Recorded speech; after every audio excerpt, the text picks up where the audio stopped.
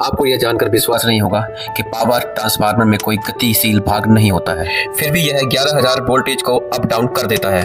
इसके अलावा 3 phase induction motor भी आश्चर्यजनक है, क्योंकि मोटर भी ट्रांसफार्मर की तरह काम करती है, लेकिन यह घूमती है। सबसे पहले मैं आपको बता देना चाहता हूँ कि ट्रांसफार्मर एसी सप्लाई पर ही काम करता है, डीसी पर नहीं। हम इस अवधारणा को थोड़ा और विस्तार से समझेंगे, आइए देखते हैं। तो चाचा फैराडे कहते हैं, जब हम किसी तार में विद्युत प्रवाहित करते हैं तो एक चुंबकीय बल पैदा होता है। यह बल अपने चारों ओर एक क्षेत्र उत्पन्न करेगा जिसे चुंबकीय क्षेत्र कहते हैं, लेकिन ऐसे मामले में यह क्षेत्र द्विदिशीय होता है। प्रत्यावर्ती धारा का तरंग रूप इस प्रकार है। यदि तरंग रूप यहाँ से यहाँ तक बढ़ जाता है तो तार की चुंबकीय क्षेत्र की ताकत भी बढ़ जाएगी। यहाँ से जब तरंग रूप बी दिशा में जाना शुरू करता है, चुंबकीय क्षेत्र अपनी दिशा बदल देगा और क्षेत्र की ताकत सकारात्मक पक्ष के ठीक विपरीत होगी। यदि ऐसी कुंडली में एसी सप्लाई दी जाए तो इसका चुंबकीय क्षेत्र इस प्रकार होगा, जिसमें उत्तरी और दक्षिणी ध्रुव भी उत्पन्न होंगे, लेकिन ये ध्रुव तरंग के अनुसार बदलते रहेंगे। यदि इस स्थिति में डीसी सप्लाई दी जाए तो कुंडली का विद्युत क्षेत्र स्थिर रहेगा। इस कुंडली को प्रेरक भी कहा जा सकता है और डीसी सप्लाई में प्रेरक शॉर्ट सर्किट हो जाता है, क्योंकि इसमें आवृत्ति नहीं होती, फ्रीक्वेंसी नहीं होती, इसलिए ट्रांसफार्मर डीसी सप्लाई पर काम नहीं करता है। यदि हम पावर ट्रांसफार्मर में डीसी सप्लाई दे दें तो यह चारों ओर इतना शक्तिशाली चुंबकीय क्षेत्र उत्पन्न कर देगा कि हर चीज को अपनी तरफ खींचने लगेगा।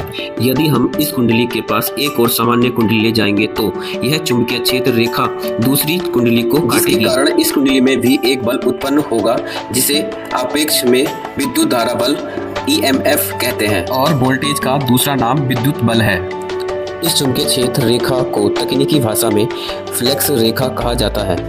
इस प्रक्रिया को विद्युत चुंबकीय प्रेरक कहा जाता है, जिसके माध्यम से शक्ति स्थानांतरित होती है।